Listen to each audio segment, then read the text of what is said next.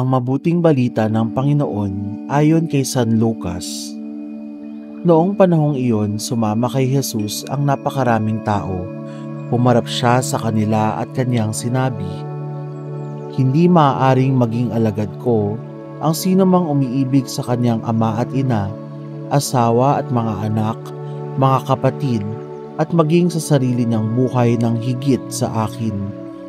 Ang sino mang hindi magpasa ng sariling krus at sumunod sa akin ay hindi maaaring maging alagad ko.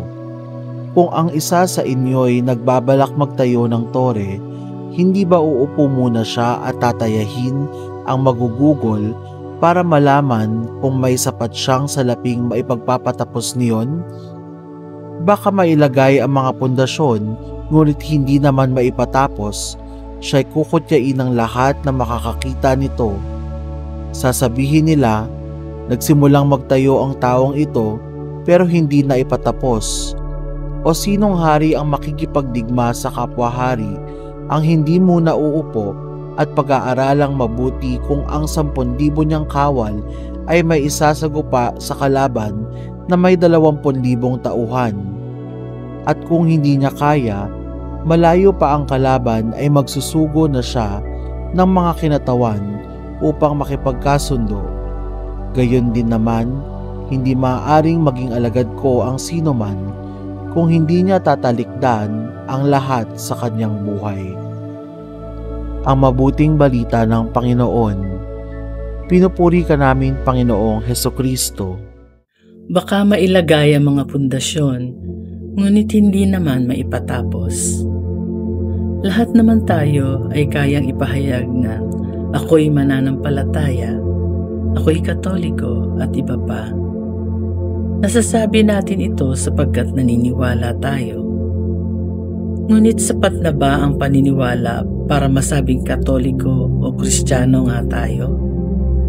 Sa mabuting balita ngayon, binanggit ni Kristo na kung sino man ang nais sumunod sa Kanya ay dapat handang iwan ang mga bagay na mahalaga sa Kanya. Hindi tinutukoy ni Jesus dito na ipawalang saysay ang mahalagang mga bagay na bahagi ng ating buhay, kundi ay ang pagpapaubaya ng mga ito para sa mas ikadadakila ng Diyos. Totoong mahirap, ngunit kung itutuon natin ang lahat para kay Kristo, wala tayong dapat ipangamba. Naniniwala nga tayo, ngunit dapat natin itong ilapat sa ating pang-araw-araw na buhay. Ipinapahayag natin na mananampalataya tayo, ngunit dapat hindi ito dito natatapos. Nakikita ito dapat sa ating mga gawain at pakikipag-ugnayan sa iba.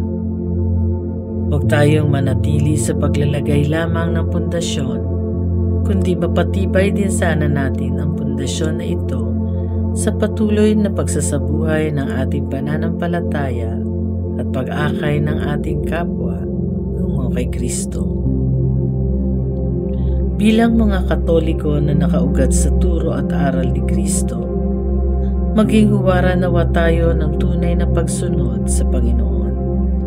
Magkawang gawa at ilapit ang iyong mga kamag-anak sa Diyos sa pamamagitan ng mabubuti mong gawa.